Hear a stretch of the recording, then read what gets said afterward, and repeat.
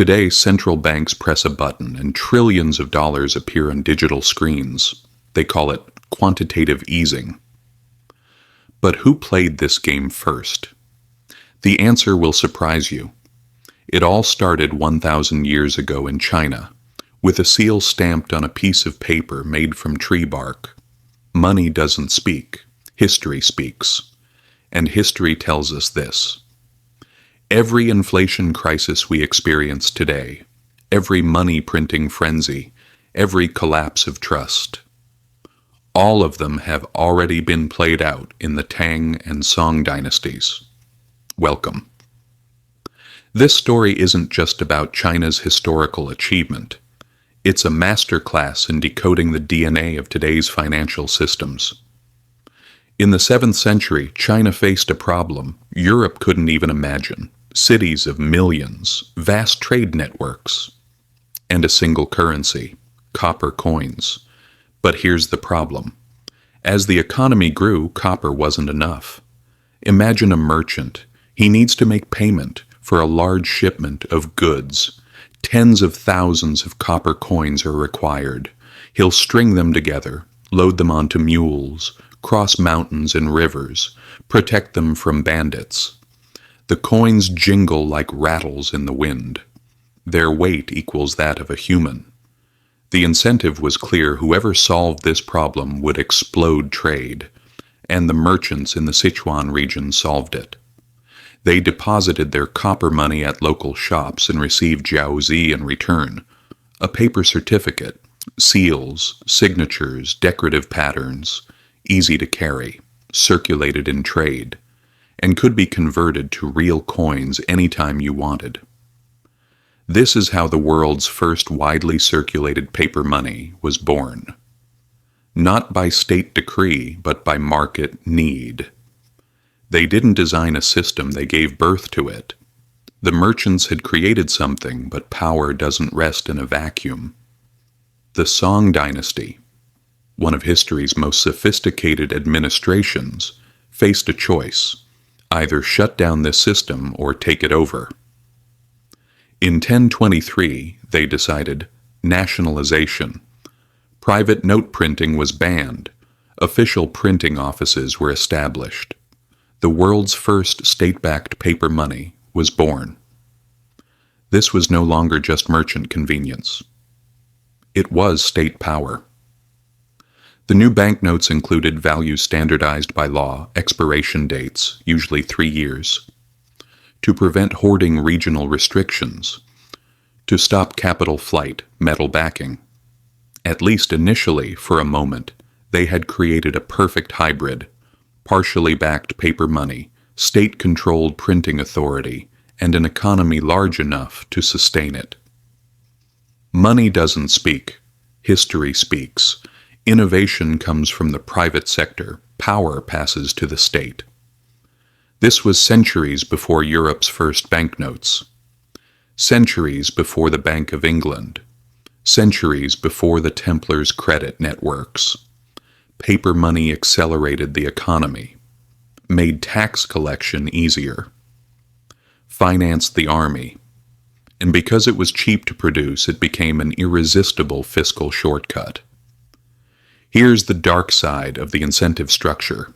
Printing money is much easier than collecting taxes. The government printed more notes, then more, then even more. Reserves melted away. Redemption promises weakened. Inflation began to creep. Then it exploded. By the late 11th century, the value of early paper money sharply diverged from its backing, and China confronted something no civilization had faced before: the world's first fiat inflation crisis. The Song government tried to fix it. They changed printing limits, adjusted exchange rates, issued new types of notes like huizi. But once public trust cracks, even history's smartest bureaucracy can't glue it back together. Song's experiment should have ended there. But history had other plans. In the 13th century, the Mongols arrived, and Kublai Khan, founder of the Yuan dynasty, understood something profound. Controlling land is good. Controlling money is better. He didn't abandon paper money. On the contrary, he went all in.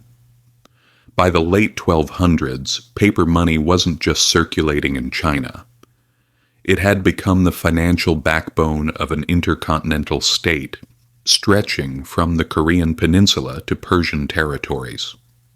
For the first time in history, paper money backed solely by imperial authority was the foundation of such a vast economy. Marco Polo saw this firsthand.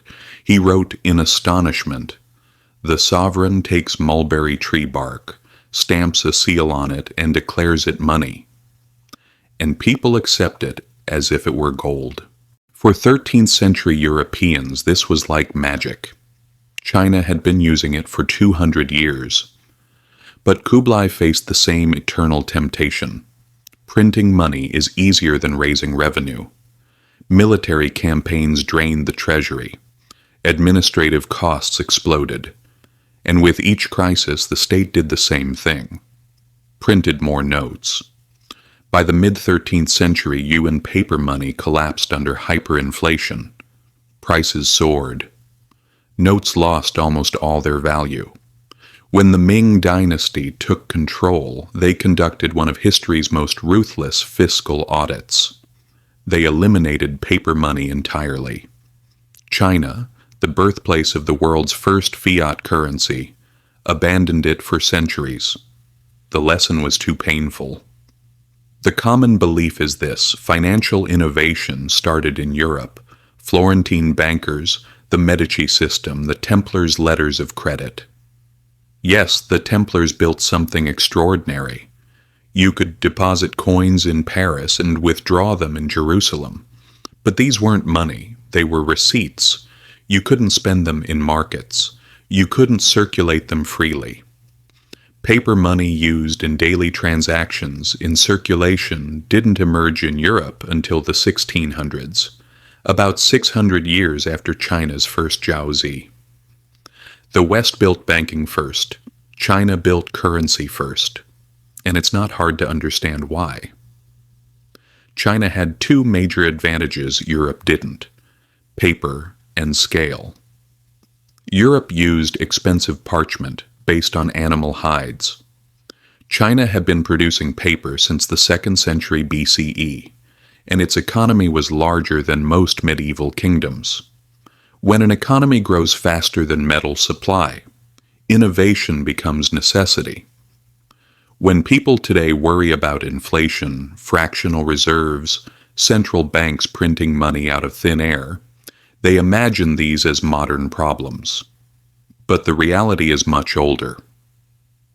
China discovered the power and danger of fiat money 1,000 years ago, before the West took the same risk.